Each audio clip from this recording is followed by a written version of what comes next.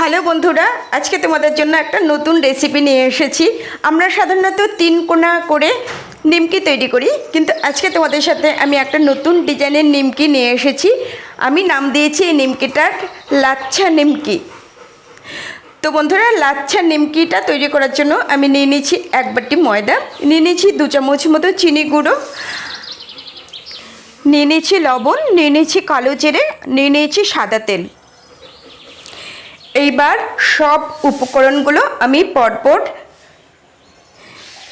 দিয়ে ময়দাটাকে ভালো করে মাখিয়ে নেব। তো ময়দাটা দিয়ে দিলাম,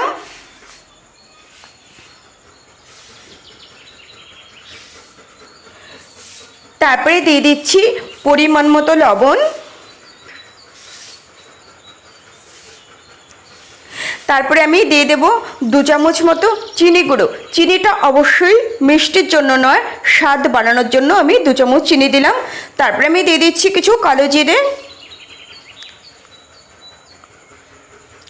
উপকরণগুলো মিশিয়ে নিলাম, নিয়ে এবার সাদা তেল দিয়ে ভালো করে ময়াম করে নেব।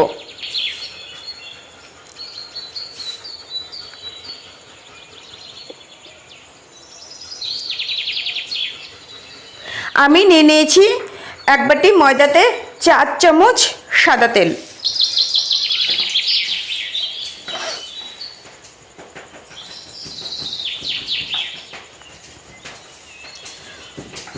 তো বন্ধুরা, আরও একবার তোমাদের বলে রাখি, আমরা সাধারণত নিমকি তৈরি করলে 3 কোনা করে নিমকি তৈরি করি।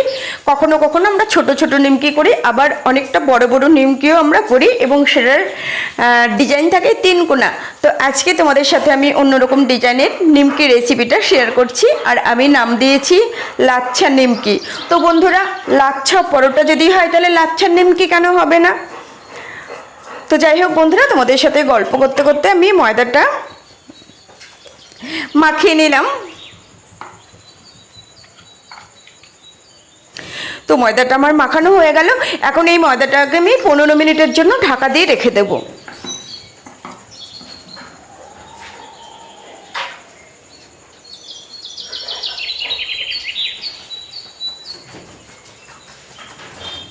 পনেরো মিনিটের জন্য ঢাকা দিয়ে রেখে দিয়েছিলাম। এবার আমি 15 মিনিট পরে ফিরে এসেছি। এইবার লাচ্ছা নিমকিটা আমি কিভাবে তৈরি করছি বন্ধুরা, সেটা তোমরা একবার ভালো করে দেখে নাও।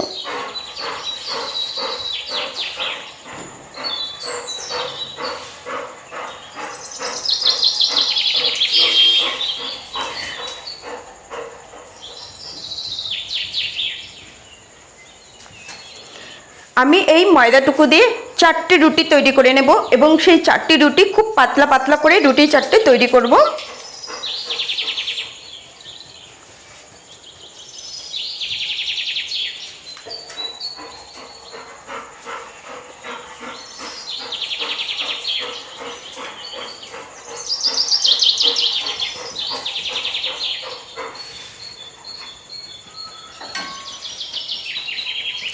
চারটি রুটির জন্য 4টি লেচি তৈরি করে নিলাম। এইবার আমি রুটিটা বেলে নেব। অনেকটাই পাতলা করে রুটিটা বেলে নিতে হবে।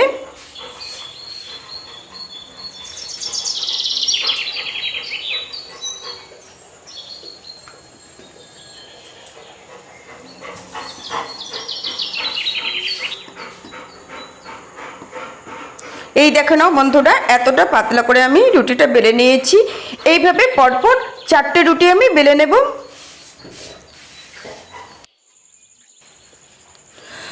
তো 4টে রুটি আমি বেলে নিয়েছি, অনেকটাই পাতলা পাতলা করে বেলে নিয়েছি রুটিগুলো।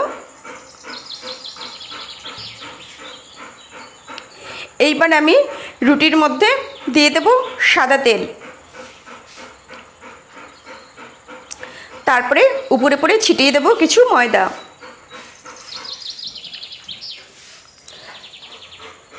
এর উপরে আবার একটা রুটি আমি দিয়ে দেব,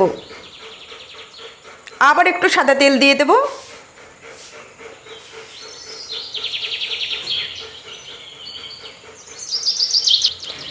আবার একটা রুটি দিয়ে দেব। এইভাবে পরপর পরপর আমি 4টে রুটি সাজিয়ে সাজিয়ে দিয়ে দেব, এবং রোল করে তারপরে পিস পিস করে কেটে নেব, এবং খুব পাতলা পাতলা করে সরু সরু করে কেটে নেব।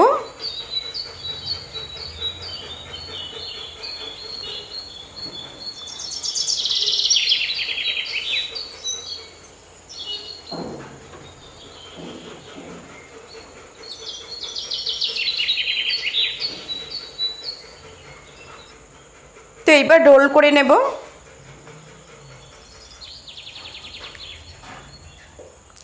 এইবার আমি একটু ময়দা জল দিয়ে পাতলা করে মাখিয়ে নিয়েছি, একটু সাইড দিয়ে লাগিয়ে নিচ্ছি। এটা আঠার কাজ করবে, যাতে খুলে না যায় তার জন্য।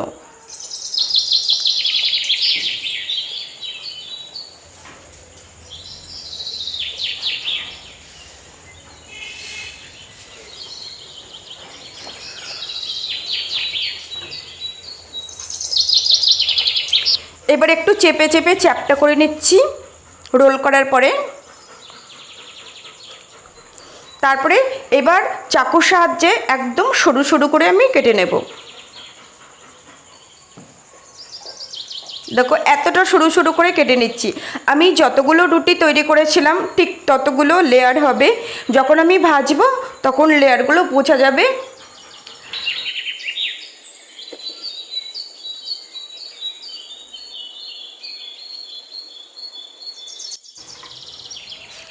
তো এই দেখো বন্ধুরা এরকম। এবার আমি একটু সাইজ করে নিচ্ছি, যাতে যখন কেটেছি তখন চাপে চ্যাপটা হয়ে গেছিলো। তো এইভাবে আমি সব নিমকিগুলো তৈরি করে নেব। যখন আমি ভাজবো তখন প্রত্যেকটা লেয়ার বোঝা যাবে এবং পাতলা পাতলা, খুবই কুড়কুড়ে এবং খাস্তা হবে।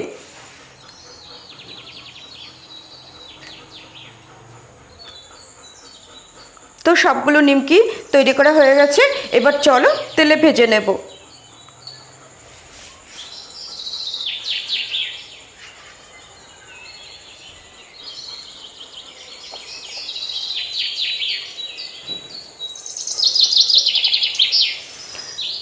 আঁচটা একদম কমিয়ে দিতে হবে তেলটা গরম হয়ে যাওয়ার পরে।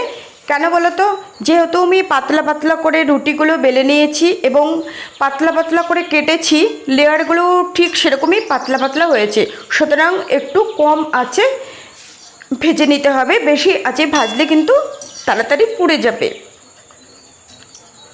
তো হয়ে গেল ভাজা। যে কটা রয়েছে সে কটা আমি আরও একবার দিয়ে দেবো।